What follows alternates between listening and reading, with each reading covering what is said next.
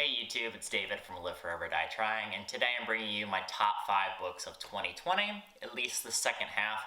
This can actually be combined with my other top 5 list for the first half. Over the course of the year, I've read about 64-ish books so far, and hopefully finishing a few more off before the end of the year. So these will be roughly split, best 5 books of the first 30, best 5 books of the second 30. If you're new here, I primarily read nonfiction, a lot of science-heavy stuff, so you'll see a little bit of that reflected in this list, as well as some kind of more off-the-wall stuff. So politics, biohacking, as well as psychedelics are going to be included in this list as well. So without further ado, let's jump right into it. This is a book that got a lot of coverage on my page. It was also the first author interview I've ever done, and that's going to be Mescaline by Mike J. Now, this is an absolutely fantastic book, from the cover design to just how the pages are laid out with illustrations, how everything is kind of told chronologically. Everything about just the physical copy of this book is fantastic alone. But the information itself is also super intriguing. So basically, it's subtitled A Global History of the First Psychedelic. And the term first psychedelic in this case can be a little controversial because, as we know, DMT and magic mushrooms have been used way before mescaline, chronologically speaking. But the term psychedelic was actually coined based off of research done with mescaline, specifically with the peyote and San Pedro cactuses. So that's kind of its claim to fame here. And what Mike J does in this book is he goes back through the ancient Andean use in Peru, I think 2000, 3000 BC, and the temples in Chavin, I believe, and then looks at how it was used ritualistically up to the Native American use, and then how its use responded once white people tried to begin assimilating them to their culture, whether that was the Spanish or the Americans or the Europeans or what have you. And then it actually shows how it became influenced in Mormonism, and finally when it broke into the research scene in the 1920s, when it was first synthesized for use in labs. And then after it's been synthesized, it covers a little bit of the kind of scientific approach, it being used in relation to like schizophrenia and psychiatric disorders. We see coverage of Huxley's The Doors of Perception in here as well. And then what I really enjoyed was looking at how the experience of the indigenous peoples varied so much from the experience of the Westerners. One of the things I thought was fascinating is when the Native Americans and the South Americans write about their use of mescaline, it is very spiritualistic. They almost never commentate on the hallucination aspect of it, whereas when it gets into Western hands, they primarily focus on the visual aspect and what it does to your eyes, and they focus less on how it makes them feel and the spirituality. So I thought that was a really interesting insight from this book. But all in all, it is a super solid book. It's fun to read, engaging, not overly scientific, and this is probably my favorite book of the year. I'm going to briefly spoil books 2 and 3 together because they both touch on something very similar. That is going to be Andrew Yang's The War on Normal People and Aaron Bastani's Fully Automated Luxury Communism.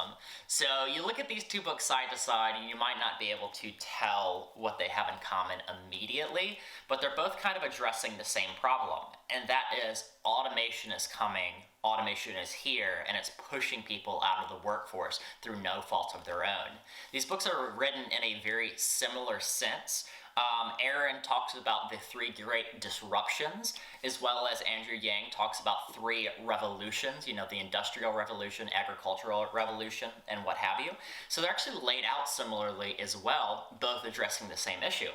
Now, Andrew Yang in The War on Normal People goes a step further to describe what the normal person in America is.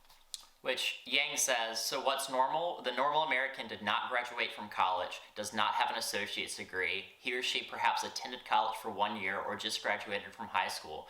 She or he has a net worth of approximately $36,000 or $6,000 excluding home and vehicle equity and lives paycheck to paycheck. She or he has less than $500 in flexible savings and minimal assets invested in the stock market and these are the median statistics, with 50% of Americans falling below these levels.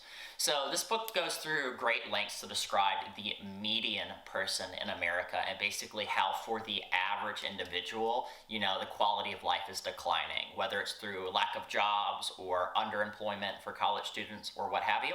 It basically just talks about the concentration of our talent and money in America going to one place. Specifically, Andrew looks at a capitalistic approach to fix this problem. He wants to give everybody a universal basic income, as well as he talks about what that will do and how to actually pay for it. So this is a very nuts and bolts policy book that I absolutely loved. And unlike a lot of books by politicians that were running for president, this isn't just a self-advertisement. It actually tries to address and solve a problem through practical means. If you want to hear more about this book, check out the card above where I did an hour-long talk with my buddy on this in our Past the Cover series. Similarly, Fully Automated Luxury Communism looks at the exact same problem. However, it looks at it a lens of post-scarcity.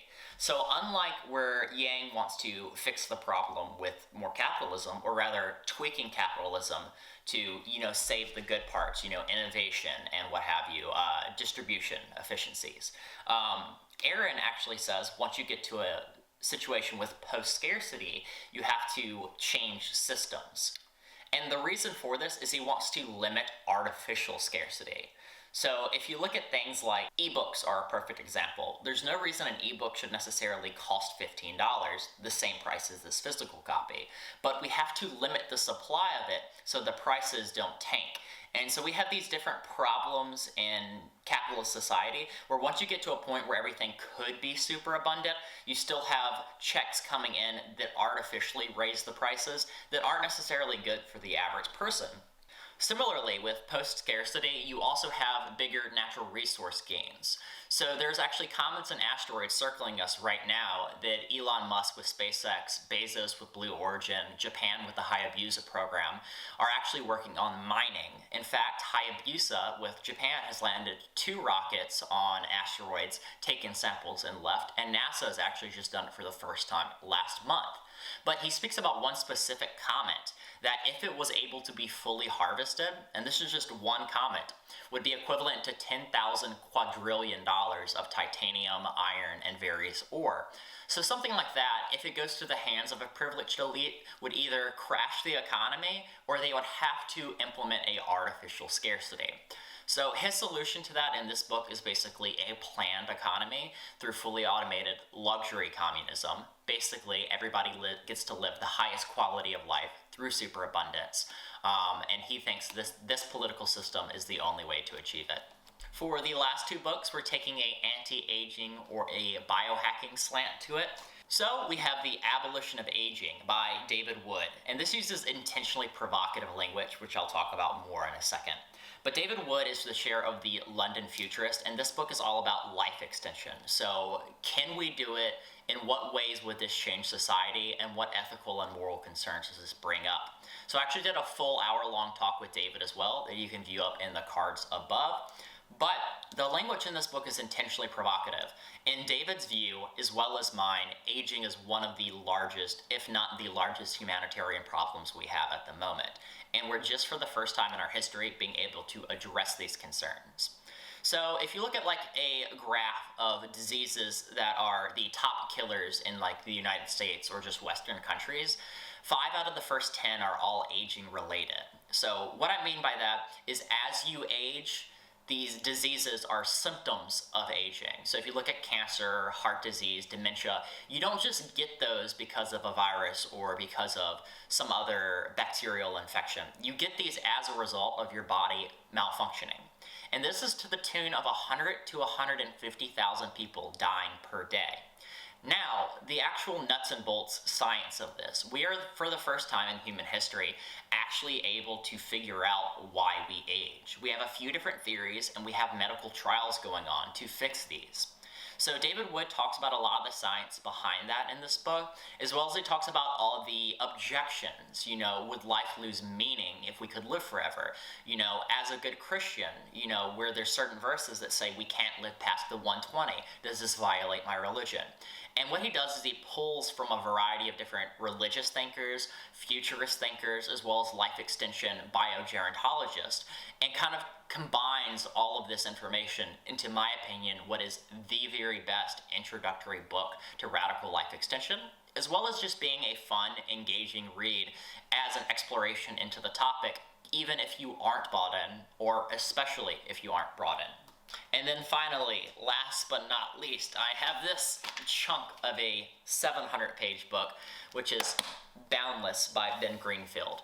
So basically, this is a biohacking, self-help, or self-optimization book. And it is broken down to about 21, 22 different chapters. And it's almost like an encyclopedia of self-improvement. So he covers stuff from neurotransmitter optimization to how to improve sleep, how to optimize fitness, how to optimize diet. And he basically takes a look at the hundreds and thousands of podcasts he's done in the past, hundreds and thousands of books he's read in the past, and kind of synthesizes all of the most current information of self-optimization into one behemoth of a book.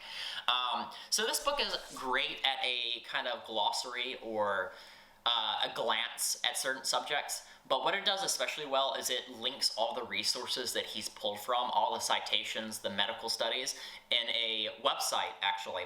And then you can access all of this for further reading as well. So this is one book that I've read through twice already, but I keep coming back to in everyday life to try to just set those habits to live happy and healthy for as long as I can.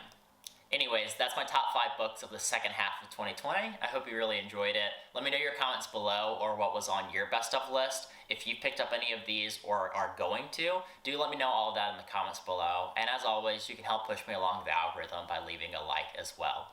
Until next time, peace.